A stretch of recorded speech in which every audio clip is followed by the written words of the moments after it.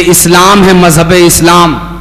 یہاں ایک بازار میں بیٹھ کر کپڑے کا کام کرنے والے کا بھی دین پر اتنا ہی حق ہے جتنا دین پر ایک مدرسہ چلانے والے کا حق ہے.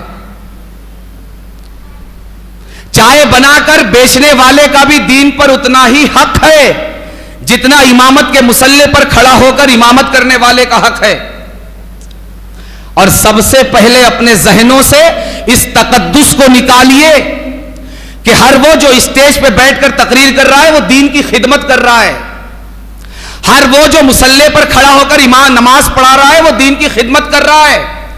ہر وہ جو مدرسے میں پڑھا رہا ہے دین کی خدمت کر رہا ہے. پہلے اپنے اس تصور کو ٹھیک کیجئے. یہ خدمت نہیں، بزنس ہے، یہ تجارت ہے. خدمت پیسے لے کر نہیں کی جاتی. اجی آپ لوگوں کو ٹائم نہیں ہے، آپ کہتے ہو میں تو کپڑے کی دکان پر رہوں گا نماز کے وقت.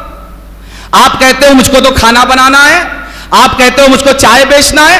تو سب نے مل کر چندہ کیا اور ماہانہ باندھ کر ایک آدمی کو یہ کام پر لگا دیا تم نماز پڑھو. بھائی تم جو ہے پیاز بیچنے کا کام کر رہے ہو، تم کپڑے بیچنے کا کام کر رہے ہو، تم انڈا بیچنے کا کام کر رہے ہو، تم چائے بیچنے کا کام کر رہے ہو، نماز پڑھانے کا کام کر رہا ہے. اس کی تجارت نماز پڑھانا ہے، تمہاری تجارت کپڑا بیچنا ہے. وہ مدرسے میں پڑھا کر چندہ کر کے اپنی تنخواہ کاٹ لے رہا ہے، 4 کو اور تنخواہ دے رہا ہے. اس کا پیشہ ہے مدرسے میں پڑھانا. وہ اسٹیج پر آ کر تقریر کر رہا ہے، تم سے نذرانہ لے کر جا رہا ہے، اس کا پیشہ ہے تقریر کرنا. ذرا تقریر کرنے جو آتا ہے اس کو بولو نہ کرایہ دیں گے نہ چندہ، آنا تقریر کرنے.